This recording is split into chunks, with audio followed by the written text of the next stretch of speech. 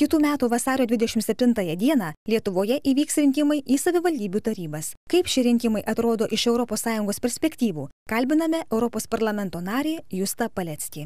Mūsų rinkimai į vietinės savivaldybių tarybas bus neįprasti dėl to, kad juose pirmą kartą galės kandidatuoti nepartiniai kandidatai.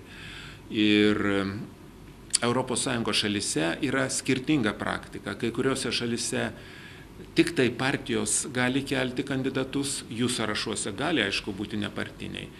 O daugumoje ES šalių vis dėlto, ir dabar jų bus tarpe Lietuva, nepartiniai galės vis dėlto sudaryti savo atskirus sąrašus, nebūdami partijų sąrašuose. Tai yra didelis skirtumas ir manau, kad tai pakeis politinį peizažą savivaldybėse po rinkimų. Na, tarkim, įvairiuose šalyse yra įvairiai. Mūsų kaimyninėse valstybėse savivaldybių rinkimuose galima keltis tik partiniuose sąrašuose – Latvijoje ir Lenkijoje. O štai Estijoje visų lygių rinkimuose ir vietiniuose rinkimuose ir parlamento rinkimuose ir net rinkimuose į Europos parlamentą galima, kad ir nepartiniai kandidatai keltų save.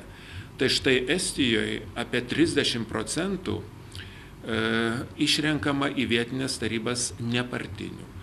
Estai yra labai pragmatiški žmonės, taip praktiškai viską žiūrintis. Manau, kad lietuviai skiriasi nuo jų, na, mes tokie labiau emocingi, labiau tikimės iš ateities ir tikimės, kad kažkas už mus padarys reikalingus darbus, pas estus to yra mažiau, nors aišku irgi yra.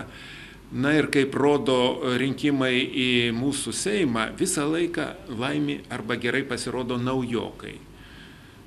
Paskutiniuose rinkimuose Tautos prisikėlimo partija, kuria buvo labai greit nusivilta, prieš tai ten ir Darbo partija, ir kitos partijos naujokės. Taip, kad aš manau, kad mūsų rinkimuose dar daugiau laimės nepartiniai negu Estijoje, tokia būtų mano prognozė.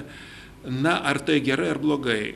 Manau, kad per nepartinių sąrašus ateis į savivaldybės ir tokių garbingų, pasiruošusių sąžiningai dirbti žmonių, tačiau, ko gero, dar bus daugiau tokių reksnių, mėgstančių ir mokančių pasireklamuoti, o iš tikrųjų galvojančių grinai apie savo interesus, apie savo biznį, apie tai, kaip vis dėlto tarnauti ne juos išrinkusiems žmonėms, o pasipildyti savo piniginės ir savo kišenės. Tai čia yra pavojus. Ir manau, kad žmonės, eidami rinkimus, turėtų labai pagalvoti ir atsirinkti, kadangi tie, kurie eina per partinius sąrašus, jie jau kažkaip tai kontroliuojami. Partija priima ir už juos atsakomybę. Na, o kai balsuosim už nepartinius, kai kurie iš mūsų, tai praktiškai bus pirkimas katės maiše, nebent tas žmogus, tie žmonės būtų užsirekomendavę tikrai kaip labai sąžiningi, nepaperkami ir tikrai besirūpinantis visuomenės interesais. Tokius be abejo galima palaikyti.